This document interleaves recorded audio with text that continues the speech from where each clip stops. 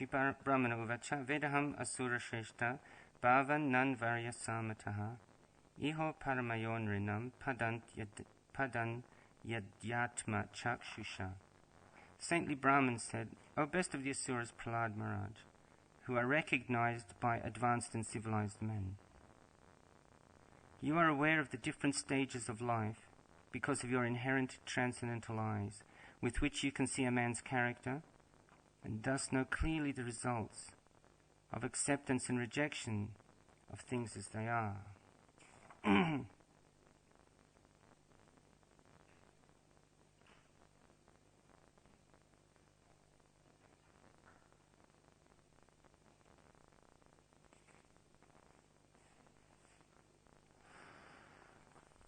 So,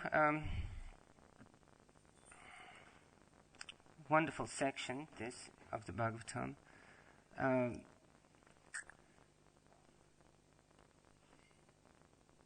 The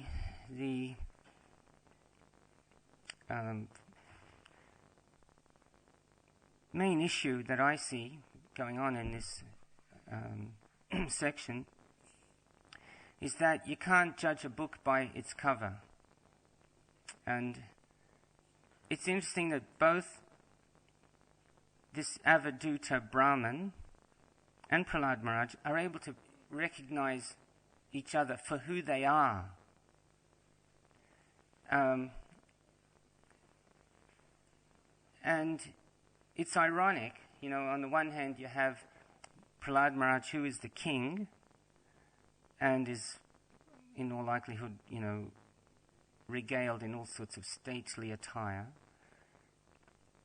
And sometimes, when people are sort of looking externally so kind of grand, we doubt whether they have saintly qualities. We think they're sort of enjoyers and they're into enjoying and controlling, and their egos are more than likely, out of all proportion.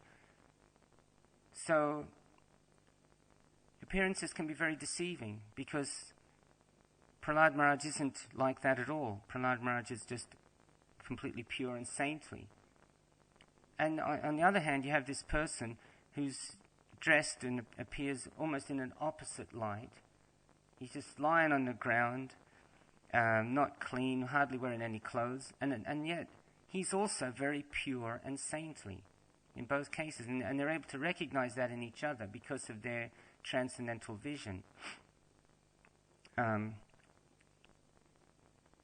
They're able to see the internal level of each other, not just the externals. And therefore, they're on the same level. They're both devotees. They can have this conversation and have this beautiful exchange because they're on the same level. There was one section in the Bhagavatam where Prabhupada says that Shukadev Goswami and Parikshit Maharaj, they were both on the same level. It appears that one's on a higher level. He's the one who's teaching, and then the person's on this lower level being taught. One is in a superior position, one's in an inferior position. But Prabhupada said that Shukadev Goswami and Parikshit Maharaj, they could have just swapped seats just very easily, because they were actually on an equal level, both pure devotees. Parikshit Maharaj could have been giving the discourse just as easily. And the same applies here. They're just having transcendental exchange. A pure devotee sees equally at all times anyway. And also,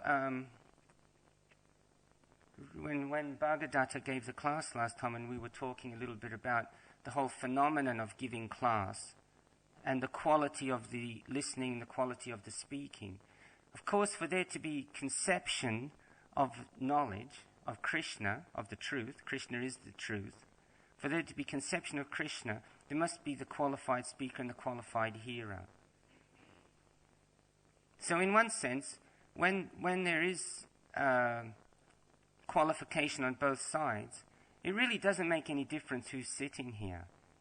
That's academic. It could be anybody from the audience, sitting here, and the person sitting here there, and it'll be equally as exultant an event.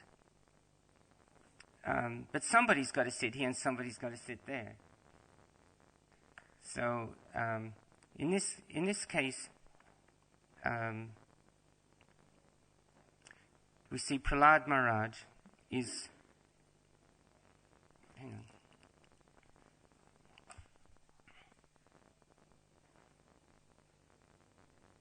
Is being honored by this Avadhuta Brahmin. And the Avadhuta Brahmin says, normally I just sit here, I'm just very grave and I'm very silent, but because I can see I'm in this wonderful association, then I'm enlivened, I want to speak. And he starts to actually give a wonderful discourse in this chapter.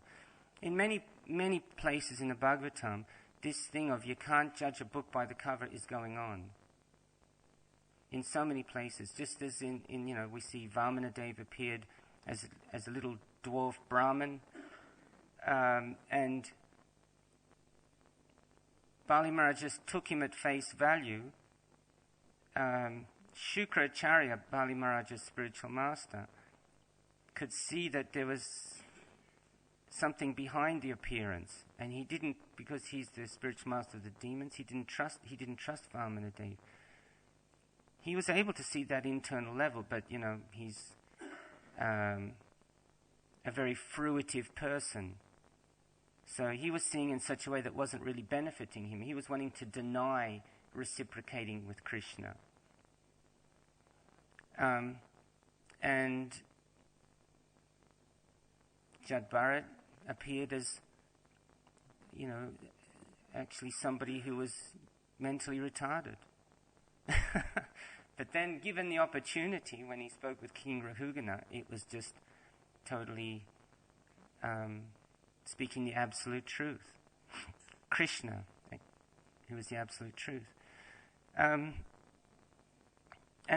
we have to contend with this, because we're not looking like ordinary people, and people judge us by our appearances. So Prabhupada said that the devotees, because people are going to be taken aback by your appearance, and they're going to be taken aback also by your consciousness. So in the beginning, people will not trust you. They may even hate you. They'll be paranoid. In course of time, when they see when they see that we've been around for some time, that will go into a transition, and they'll start to then make fun of you and think you're just, they see that you're not actually a threat, which they suspected at the beginning due to their insecurity. People are very insecure in this world. So because that insecurity, they see something different and they kind of think it's a threat. That phase will pass, and it'll shift into a phase where they just start, because they still haven't known it. They still don't know who we are. They don't know who Krishna is. They don't know who Krishna's devotees are. So then it moves into a phase of where they just make fun of you and ridicule you and laugh at you and treat you, Hari Hari and this sort of thing. They know we're not going to hurt them, but they don't know who we are yet. And he said the third phase is when they actually do get to know you, then they will love you. And when they actually start to imbibe the association of Krishna through the medium of his devotee, then they will start to love you. I'm reading this book by Hayagriva at the moment called Hare Krishna Explosion. Has anyone read that? No? Classic book, brilliant. It's on a par with Mukunda Maharaj's Miracle on Second Avenue. So artistic and poetically written, and personally written. So he describes this episode where I can't resist this. This isn't on the subject, but it's such a classic, amazing point that when Prabhupada came on the Jaladuta, and he got off the Jaladuta, and there he is on the pier wondering whether to go left or right. Just literally a couple of hours later, Hayagriva and Kirtanananda Maharaj, who were at that point Howard Wheeler and Keith Ham, those two, a couple of hours after Prabhupada got off the Jaladuta, those two got on the Jaladuta and took the Jaladuta to Bombay in search of a guru. Isn't that amazing? I thought that's just a phenomenal bit of information. And then they went to India looking for a guru. They couldn't find a guru. They came back, and then just literally days after he got back, Howard Wheeler sees this little man walking down, this little man in robes, the same robes that he saw in India. He sees this little man jauntily walking down the street of New York. And he thought, wow, is that an apparition? And he just raced up to Prabhupada and said, are you from India? And Prabhupada said, yes. He says, I've just been to Calcutta myself. And Prabhupada said, oh, very good. And then they just got talking, and Prabhupada said, I'm staying at one place, and you can come and listen to some lectures on Bhagavad Gita. And Howard Wheeler said, yeah, that sounds really good. Yeah. And then Prabhupada said, come, I'll show you my place. And they went straight over there at that point to 26 2nd Avenue. They walked there together. And then Howard Wheeler, Hayagriva later, saw everything, and then he brought the rest of his crew from the Mott Street. They were called the Mott Street crew. Wali, who became Umapati, and Keith Ham, who became Kirtanananda. They started coming regularly. Right? So then that's not the point I'm making, but the point I'm making is that at one point Prabhupada was getting quite a good attendance, and he he declared to everybody, he said, if anybody wants to do full-time service here at 26 2nd Avenue, they can stay in the temple room rent-free, provided they're prepared to do full-time service.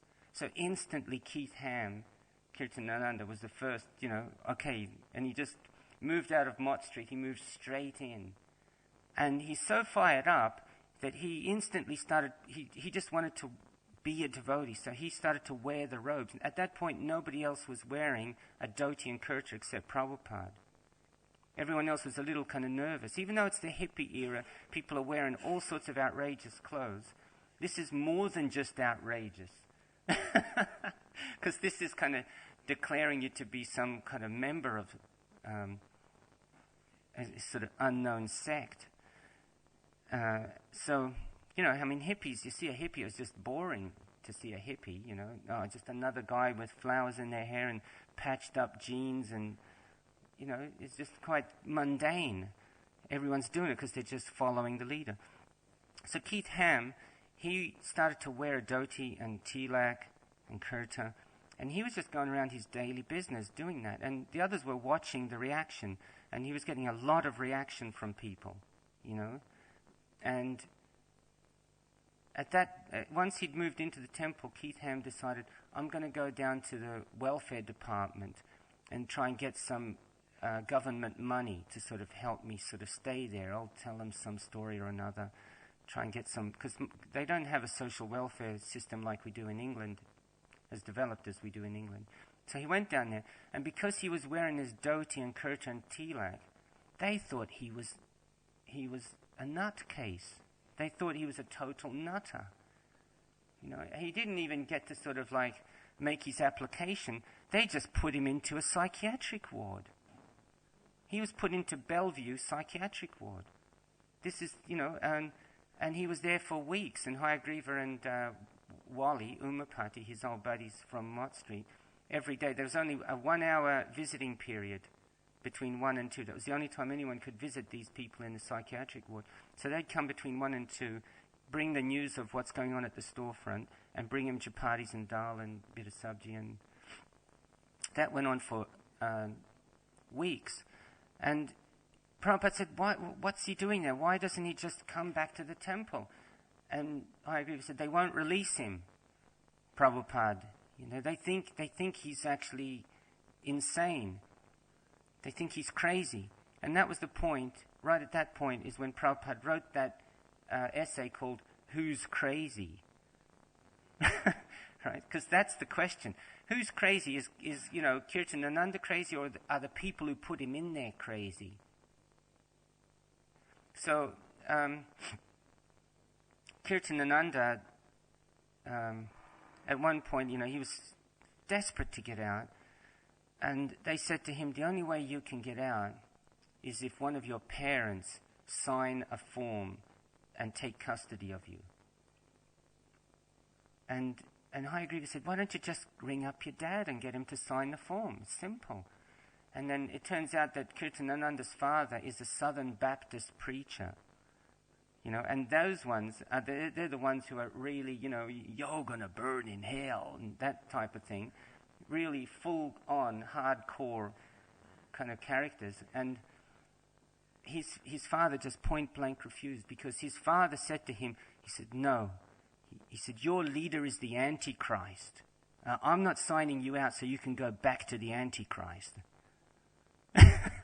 That's Kirtananda's, So that's, again, who's crazy. So he ended up doing this whole theater to his father and said, I'm giving up Krishna, and, I'm just going to come back home and start again. And his father was so relieved, he came straight over and signed the form. And then they're driving back to, his father's house, and at the first set of traffic lights, Kirtanananda just burst out of the car and ran back to the storefront. So,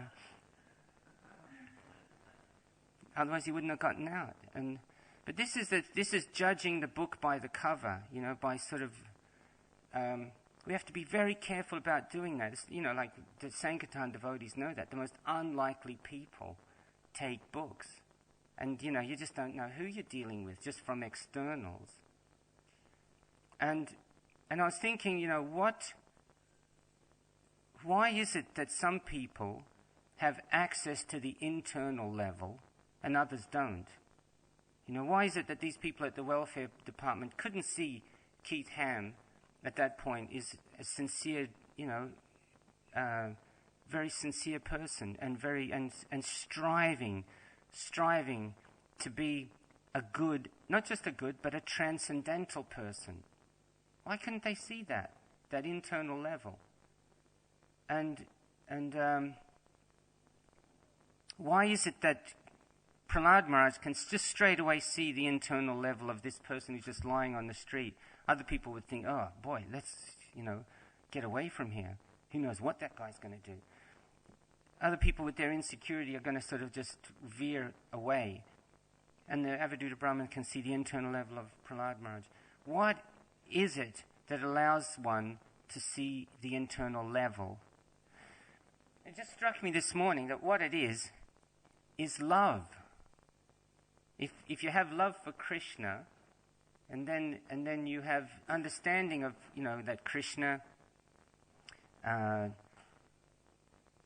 This is one point that Hridayananda Maharaj once made, that if you understand that Krishna is controlling everything and that Krishna loves you, then you can be very secure inside. You can be very secure inside. Just like a child can be secure when they know that their father is strong and capable and that their father loves them.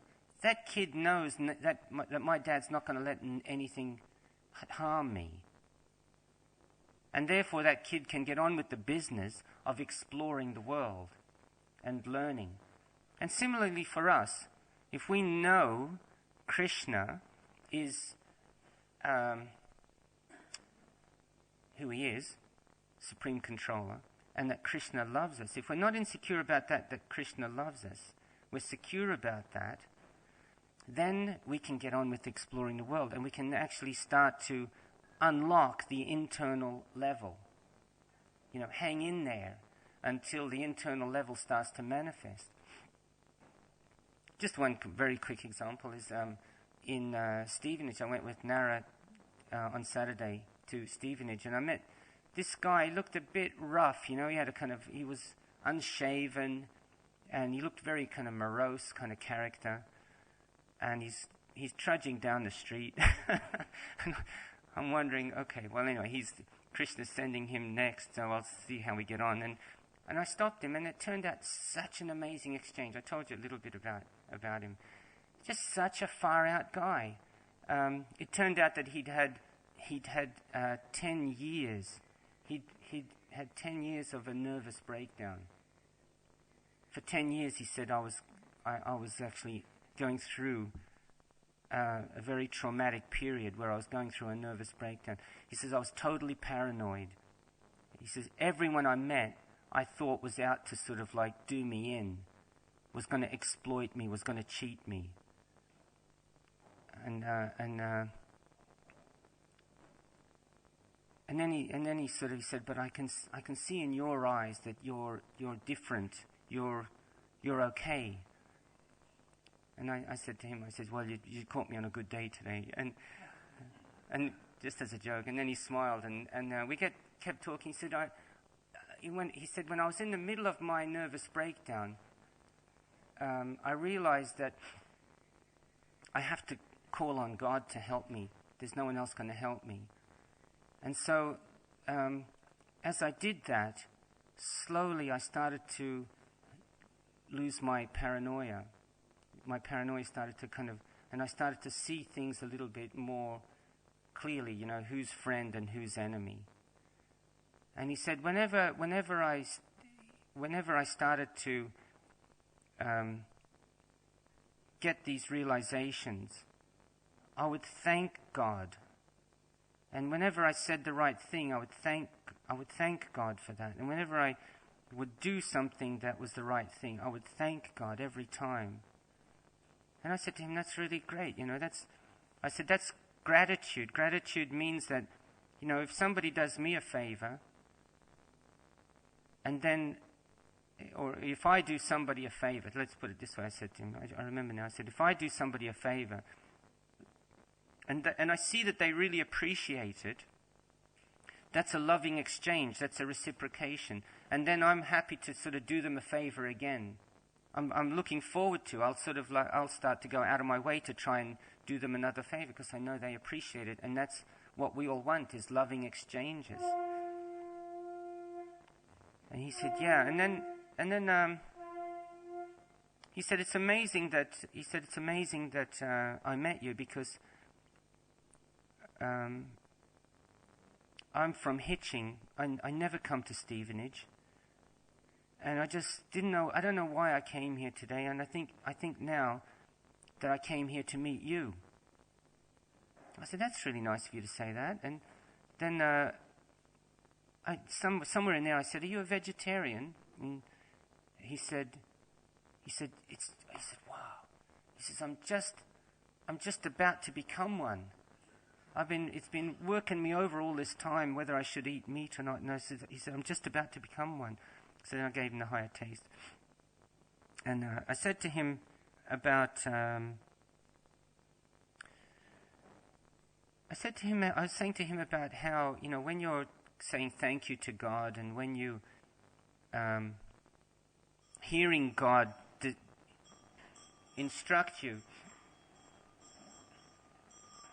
Shri Radha Gokulananda ki jai, Sitram Lakshman Hanuman ki jai, Shri Dayal Nitai ki jai, Iskan Guru Vrinda ki jai.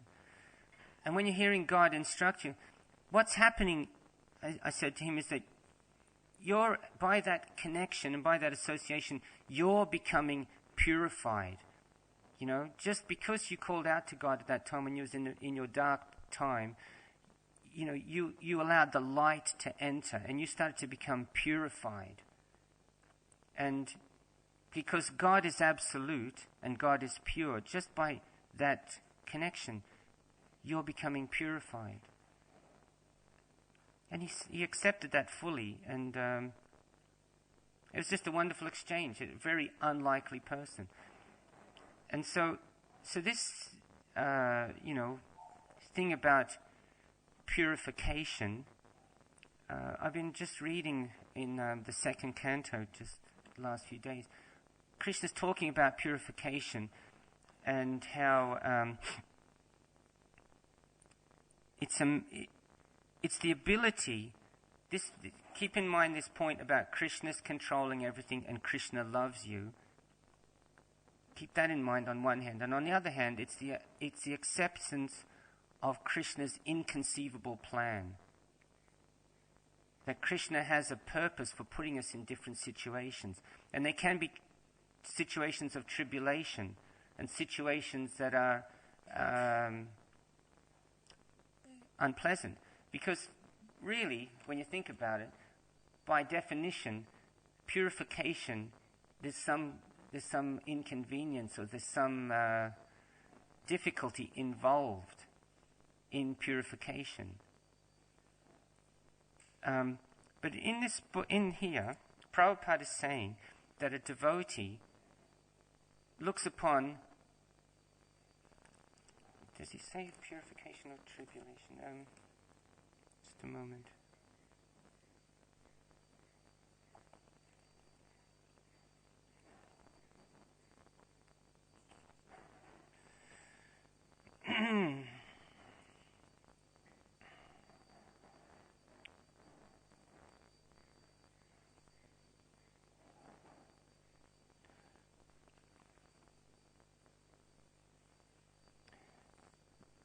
He says that he looks upon tribulation as benediction, provided that a pure devotee of the Lord accepts tribulations as favors from the Lord. Since the Lord is absolute, there is no mundane difference between the two, meaning between tribulation and benediction. There's no difference. Whether the devotee is getting a benediction or whether he's getting a tribulation. Here it is as well. A devotee's duty, therefore, is to ungrudgingly accept tribulations from the Lord as benedictions.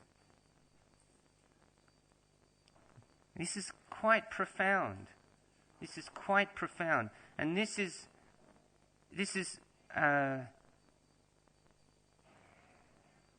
of the essence in understanding how the purification process works.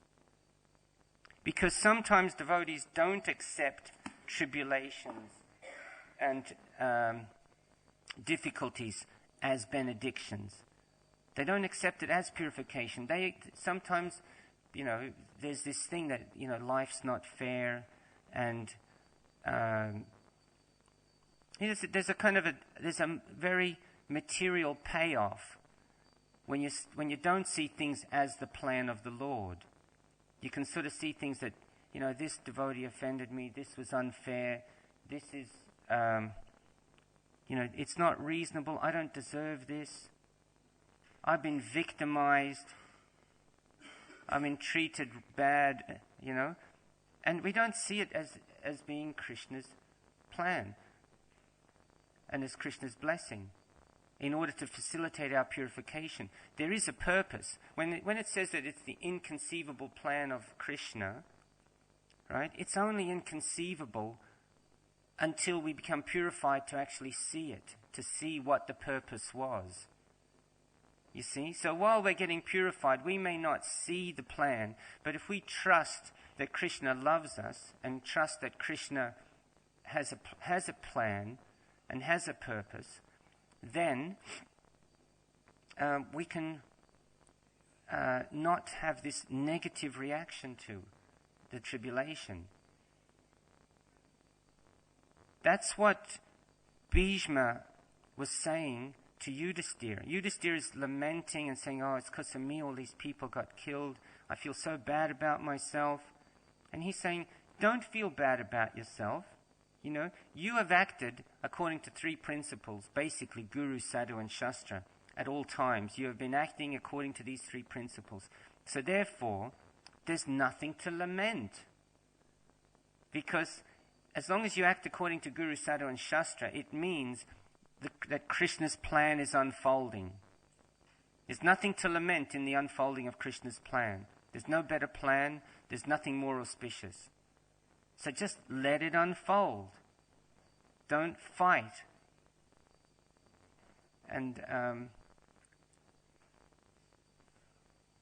So that's to me that's a very important point about how purification works. You allow the purification to happen when you can accept the inconceivable plan of Krishna.